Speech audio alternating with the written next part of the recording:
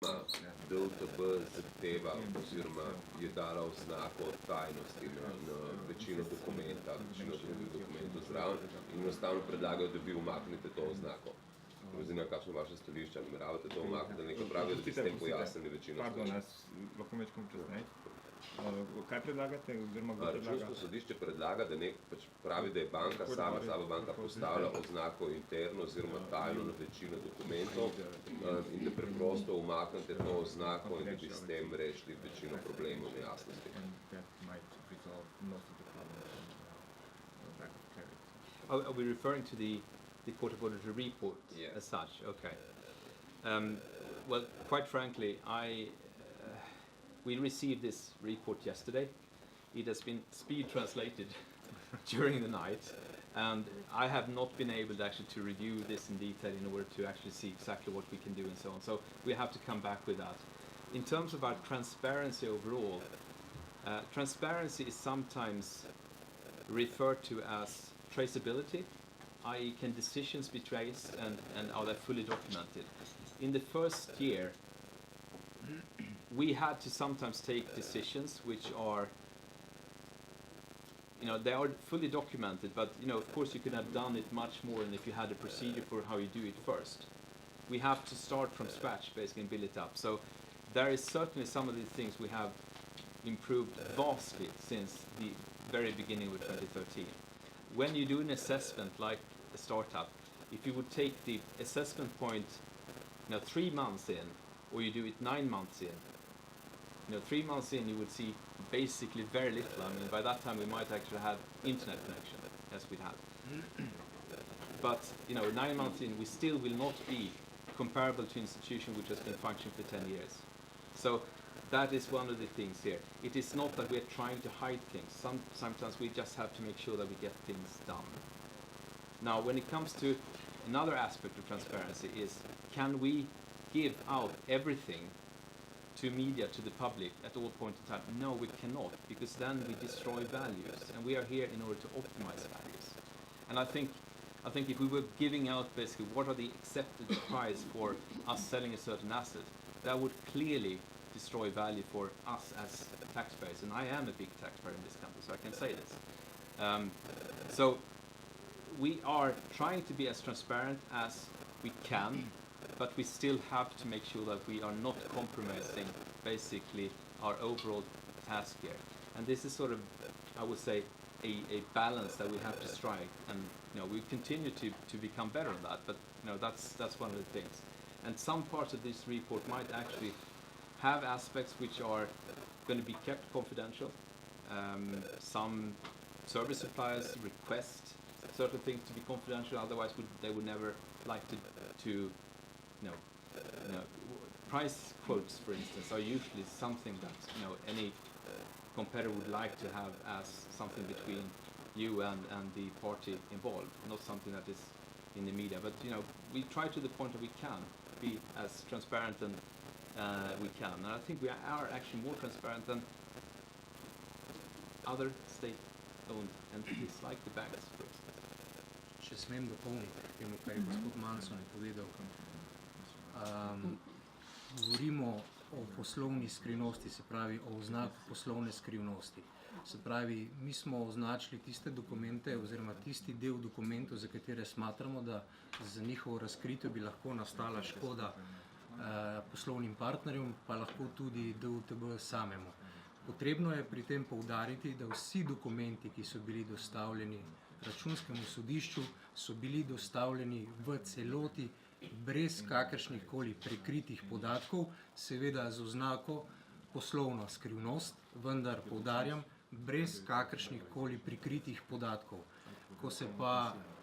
Ko pa nas vprašate glede stopnje zaupanja, ki nosi sam dokument, se pravi poročilo Računskega sodišča, to je pa stopnja zaupanja, ki je mi kot DUTB nikakor ne moremo umakniti, kot govorimo kot celote, kot dokumenta. Seveda pa poudarjam, da tisto, kar je prikrito, tisto smatramo kot poslovno skrivnost.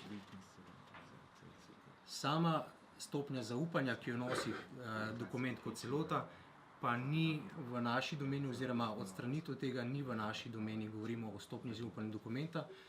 Deli pa so tisti, za katere smatramo, da je poslovna skrivnost, vendar za pojasnilo, torej v celotnem postopku so bili vsi dokumenti dostavljeni brez kakršnih koli prikritih podatkov. Sej to pravim, računsko sodišče, to poudarjam zdaj, računsko sodišče je prejelo strani DUTB-ja vse podatke brez kakršne koli prikritih podatkov oziroma detaljev.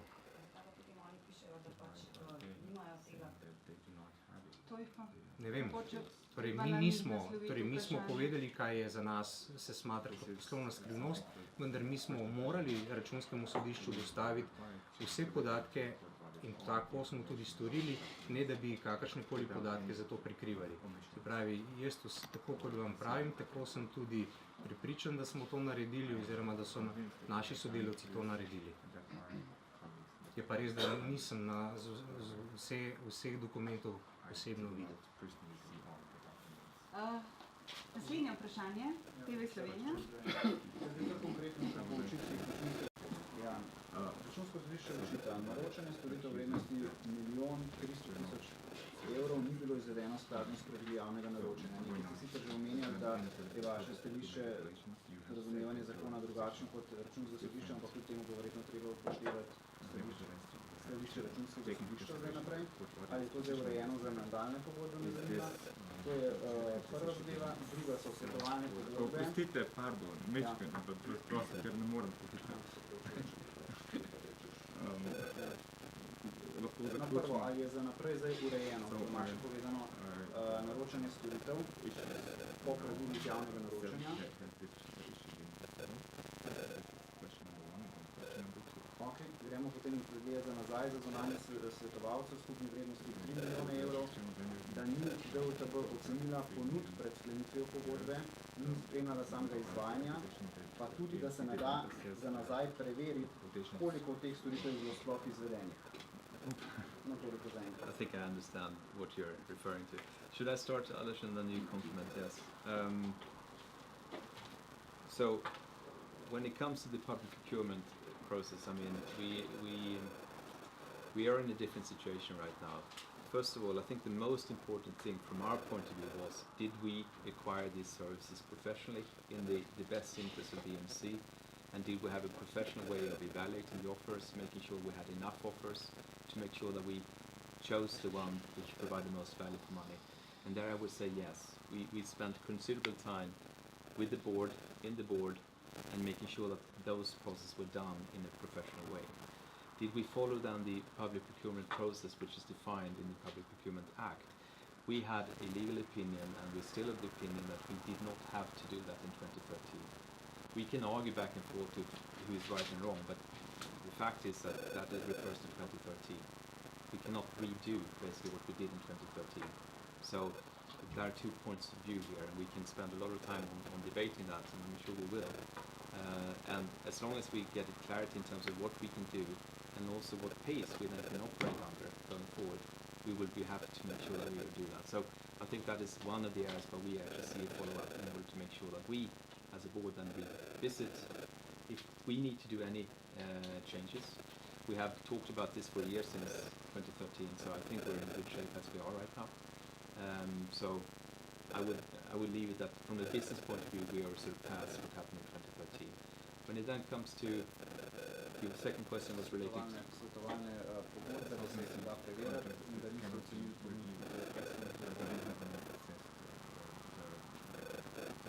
well, we did assess different offers, and we have clarified this a number of times, I think, with both CPC and the Court of Auditors, and I think they have chosen not to take what we have actually provided them as facts, and that's very unfortunate, because we can only provide them what we actually did and how we did it and do that, and then if they then take a different point of view if that was done or not, we cannot sort of influence their assessment of that.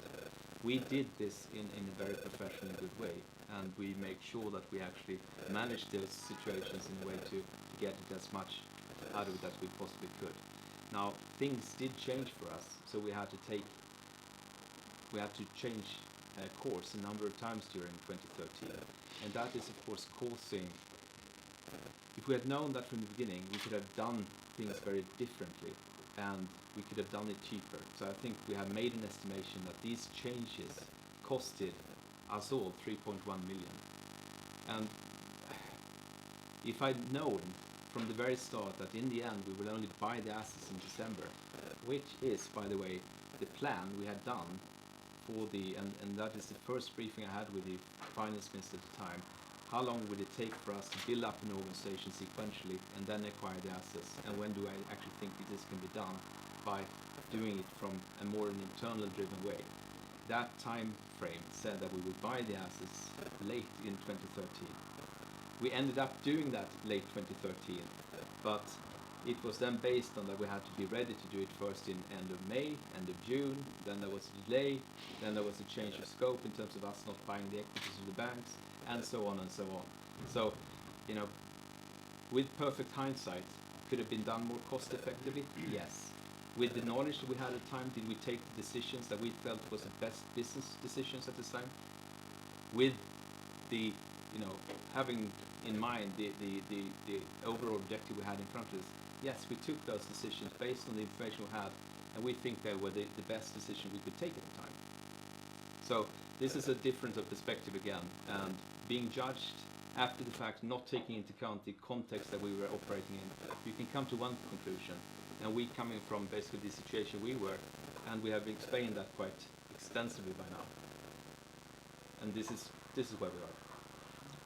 Zelo na kratko dopolniti to, kar je gospod Månsson tudi do sedaj povedal, da kljub turbulentnemu letu, kljub zelo specifičnemu letu 2013, si upam trditi, da je DUTB spoštoval vse postopke v skladu z dobro prakso in da v vseh tistih postopkih, ki se je seveda glede na objektivne okoliščine dalo, tudi spoštoval zakon o javnem naročanju in na tem zakonu tudi kar nekaj postopkov speljal.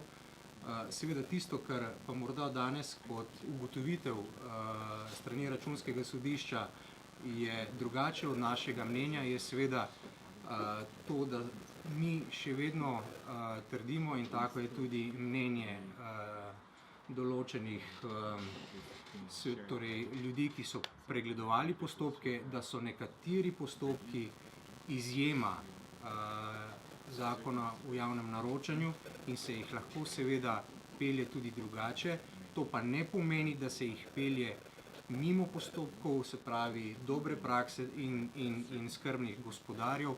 To pomeni, da smo za vsako naročilo bodisi storitev ali pa materijala pridobili 2, 3 ali pa kjer se je dalo tudi več ponudb in seveda na osnovi teh ponudb se potem odločali za storitev ali seveda za ostale, se pravi, dobrine materijale. Katere storitve Se pravi, če izhajamo iz tistega, kar je zapisano v Računskem sodišču, je bilo rečeno, da so odvetniške storitve eden tistih zadev, ki smo jih drugače peljali, kot bi sicer po ugotovitev Računskega sodišča morali. Zdaj iskreno povedano, zdaj v tem trenutku pomagajte mi, katere so tiste storitve še, ki so del poročila. Hvala. Potovalna agencija. Zdaj, kar se same potovalne agencije tiče, je tako, da v bistvu, ko govorimo o javnem naročanju in preseganju določenega praga, ki je zakonom postavljen, seveda govorimo za storitev in se pravi za znesek storitve, ki bi presegale ta prag. Potovalna agencija za njeno storitev je prejela v letu 2013, mislim, da 2000 evrov. Se pravi, to je tista, predvidevam, da razlika, ki jo je seveda v okviru svoje storitve sebi zaračunala kot zaslužek. Ostalo je seveda strošek letalske karte, se pravi, torej pomeni letalska karta s prebitkom.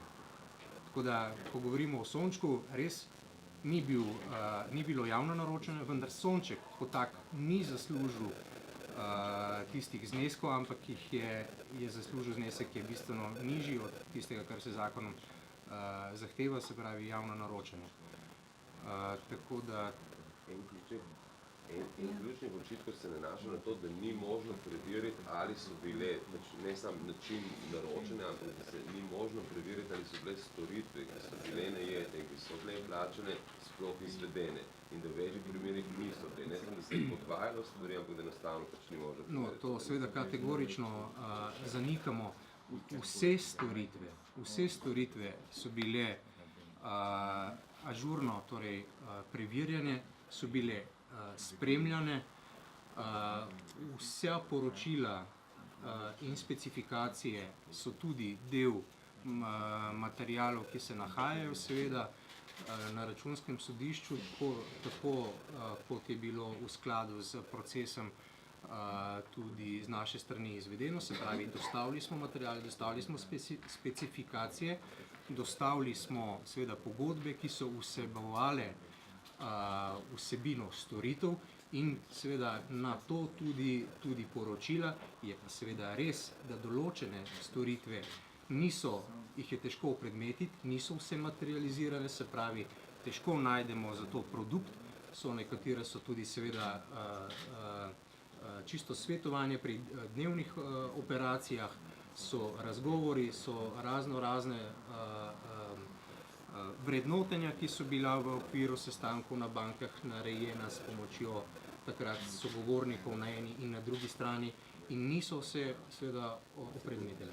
So bili dejansko, pač ko prej ste omenili, da jih niste videli. Zdaj me zanima, če lahko nekdo od vas potrdi, da je videl te dokumente in da so predani pač računskemu sodišču, ki dokazujejo, da so bile te storitve dejansko izvedene. Seveda. Ja. Seveda, vprašali prej, kar ste rekli, da nisem videl v odgovoru, se pravi, kolegici, ali so vse bile prekrite ali ne. I can also add to that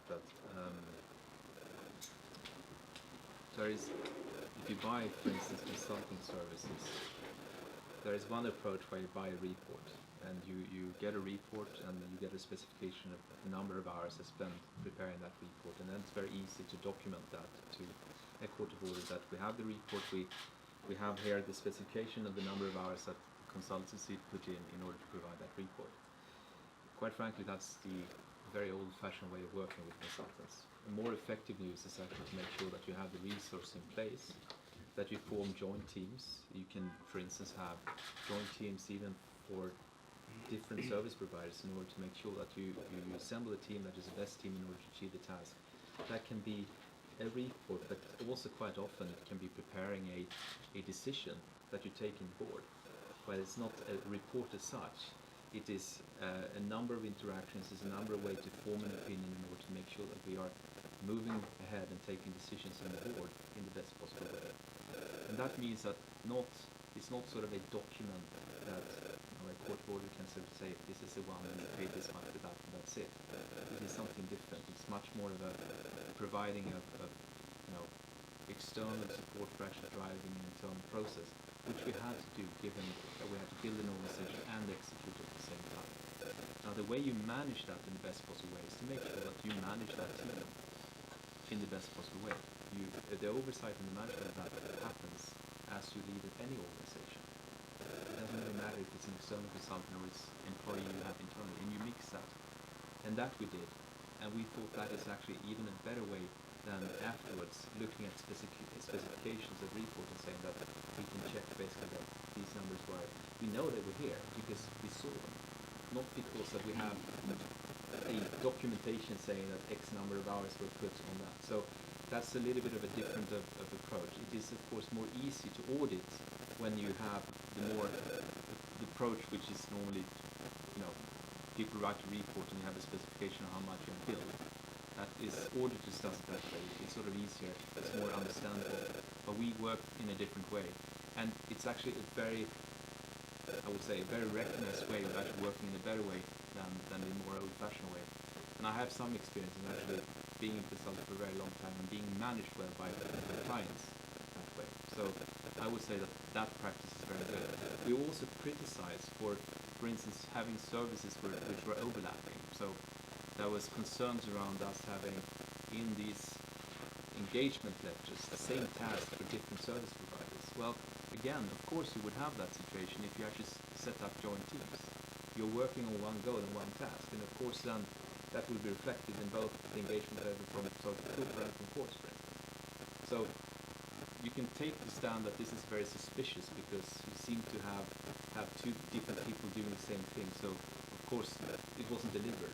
But if you actually try to understand how we did things, there are very, very good reasons for why it looks like it does. So again, we have different opinions here, and we believe that what we've done has been done in a very professional way. I mean, first of all, I mean, this reflects for 2013, and I think, as I remember, one of the key concerns was that we did not incorporate the variable component into these. It's the non-executive characters. Okay. Maybe you should answer that one. Yes. Ja, seveda, tako kot rečeno, je ugotovitev leto 2013 te zadeve v skladu z veljavno politiko plač so bile oziroma bodo urejene, in mislim, da se vaše vprašanje oziroma ugotovitev Računskega sodišča predvsem nanaša na odpravnine. Konkretno pa še pripravljalni ukrepi, ki se navaja, da smo naslovljeni na vrst, še postavitev pogodb z vrstnimi direktorji s plačno politiko. Potem pa tudi nadzor nad izdatki neizvršnih direktorjev. Ja. Se pravi, še enkrat, mislim, da se nanaša torej, na tisti del, ko govorimo o odpravninah, in to bo usklajeno. Kar se pa samega pravilnika tiče o povračilu stroškov, je pa seveda tudi pravilnik v letu 2014 sprejet in se tega pravilnika v 2014 tudi držimo, kar se tiče politike povračila stroškov za neizvršne direktorje.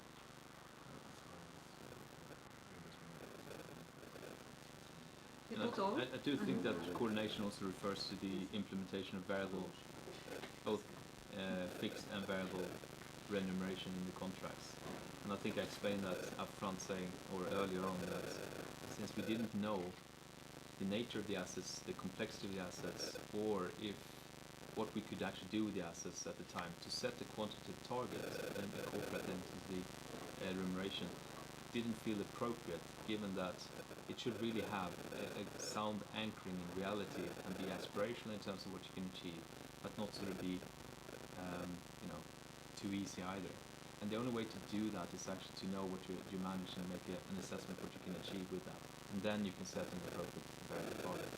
So again, we had the access for 10 days legally. We didn't know the files yet because they were beginning to be transferred over, and to set the remuneration policy already in 2013 that incorporate that, I would say that would not really be a professional set variable target.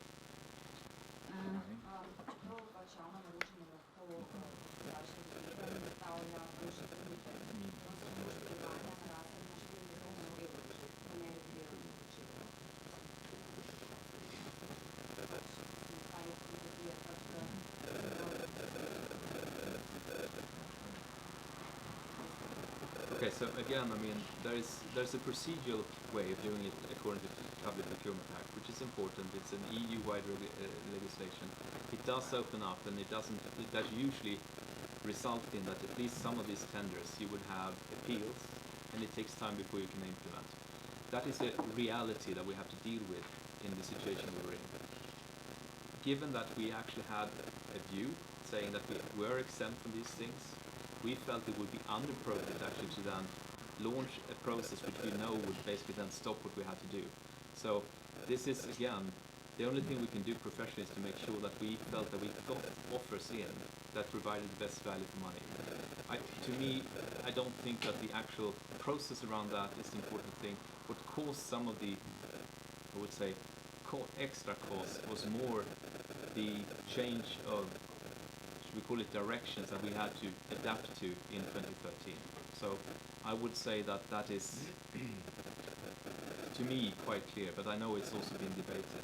We are also proposing, I have to say, we are proposing to get further exempt from public procurement in the new legislation that is being addressed. And it comes to simple facts like if we are to become, which we will be, a major real estate owner, we own a big complex, there is a main water pipe that breaks.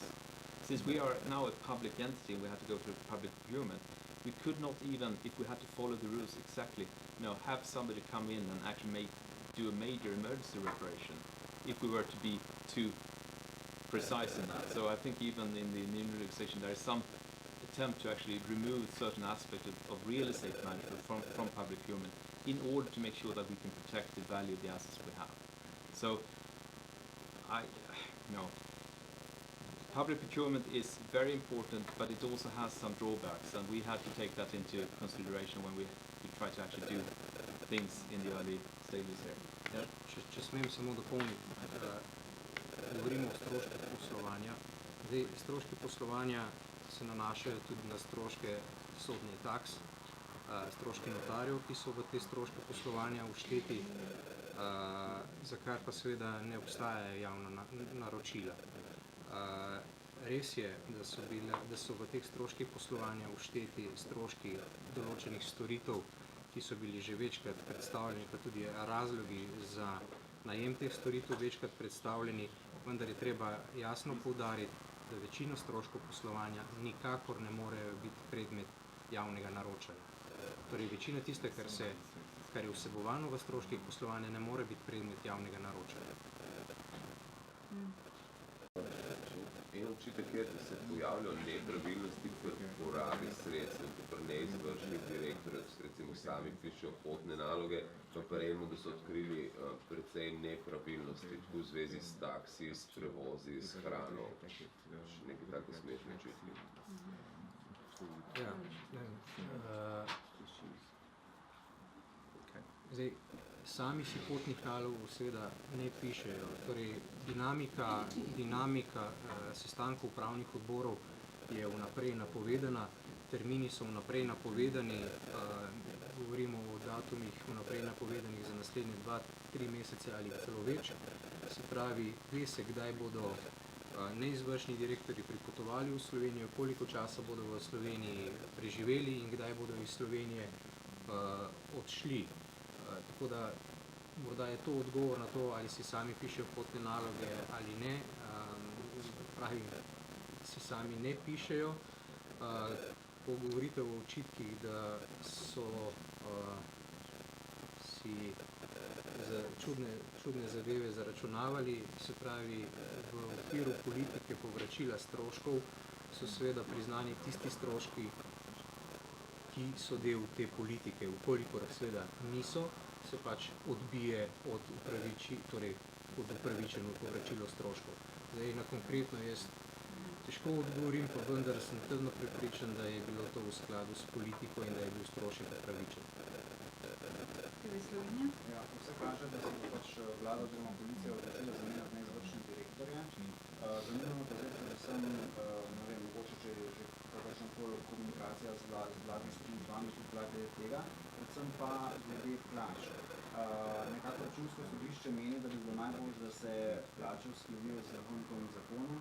Potem tudi koalicija včeraj že dejala, mislim, da predsednik SD-ja, da bi bilo najbolje, da je najvišja plača v rangu predsednika države, potem pa z določenimi korekcijami se še da popravljati zadeve. In zato sprašujem mogoče izvršnega direktorja prav, je za tak denar še vedno pripravljen delati tukaj in ima tako še nekaj narediti. Or did you ask if I want to be the president of the country? I mean, when it comes to remuneration, simple fact is that there is when it comes to me, my personal situation is that I was asked to come here by the previous government. I agree with the salary then, which is approved. If there's now a change of government and they have a different view of the type of remuneration policy, I respect that, and I also then have to sort of take into account then what the decision is, and personally what that situation means to me. That is sort of what is market-based salary. And I would say, from a personal point of view, I think it's a little bit sort of difficult from a lawmaker perspective or a populistic perspective assess what type of compensation is required to attract somebody who can be successful in a job like this. It is never going to be easy to do that from a political standpoint. So I can say the following. I will make sure, I'm very committed to make sure that this is a success. I of course have to review any changes in remuneration from a personal point of view, and I have my own government at home, not perhaps allowing me to do this just for fun. My family is still in Stockholm, and I do actually have offers for doing something else, which is paid more even compared to the current term. So I of course have to take sort of an individual decision on that if there are to be changes, but I don't want to comment on that until I actually see it, but I would have to review it, and quite frankly, I've had the opportunity and been very lucky enough to have had success in what I've been doing, which means I've been remunerated, and also I have made more money than the Premier of Sweden for quite some time. And I still don't want this job either. So I do what I do, and I try to do that as best I can do. I'm sure I would be a complete failure as a president of Slovenia, so I would certainly not be earning whatever the president of Slovenia is doing, because I would be a really lousy job at it. I do what I do, and that is what I like to be compensated for. And to compare me to the president or to a nurse, which are also extremely important assignments, but it's sort of comparing apples and pears in that sense. I am not here for being here until the end of the mandate, which is going to be extended to 2022. I see this as a time-limited effort, and after that, I think this can be brought in line with what you would compensate a more normal, I would say, real estate company, which we in the end will become, because a lot of the collateral will be real estate, and it takes time before that gets sorted out. So over time you will see a normal shift in terms of the type of people you'd like to attract, keep, and stay, and over time there will be an adjustment in that, but at the time we're still not really there yet. So I'd like to make sure that I have the opportunity to stay on and make sure that we deliver on what we've planned. We are certainly discussing with the government, with the Minister of Finance, on what let's take them. And we are certainly discussing with the Minister of Finance and the government of how to proceed from here with the company. And I told the minister in October, when he's just taken office, that we need to develop the board of this company. We need to proceed, given that we are what we're going to do during the year to come and the year after will gradually change, as Torbjörn has explained. And certainly in 2-3 years this will be a real estate company like many other asset management companies are. But we need to go on until, well, at least for another 2 years, to see that we are finishing up the job that we are doing at the moment. And I have great reason to assume that the government has the same interest as we have in order to make this a continued success. Oh, the average salary, I actually don't have that number in my head. We are by now 85 people. 86. Sorry, 86. There we go. And I actually don't have the average salary in my head at the moment, so if I give you a number, it would be wrong.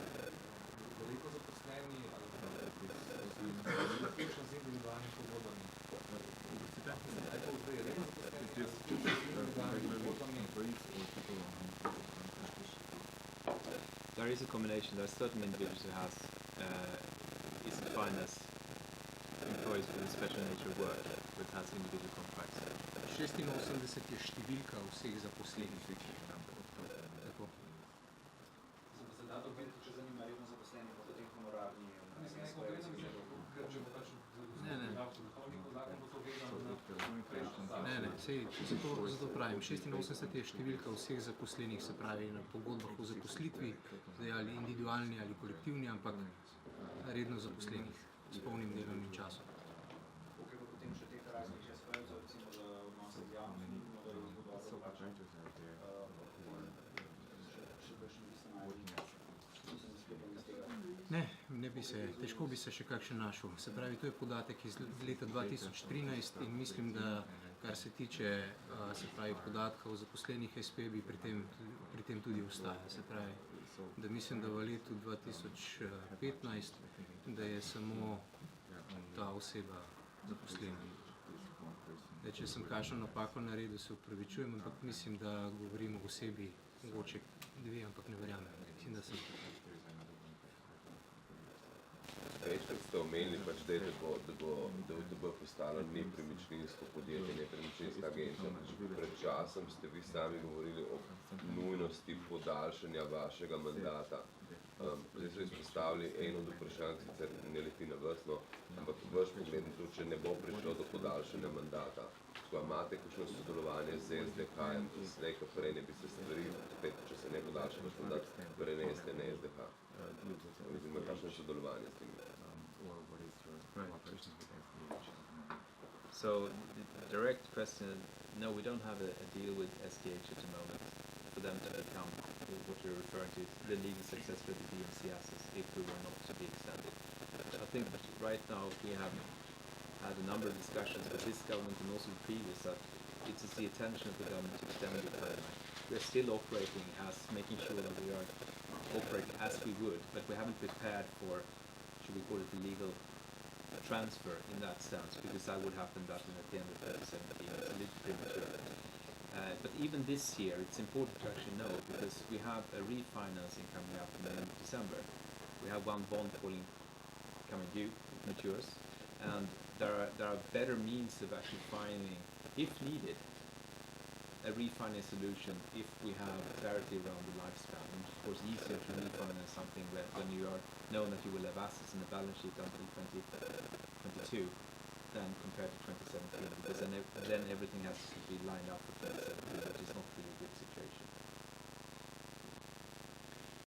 So on that specific case, I don't want to comment on that right now because there is interest around it and there's ongoing process.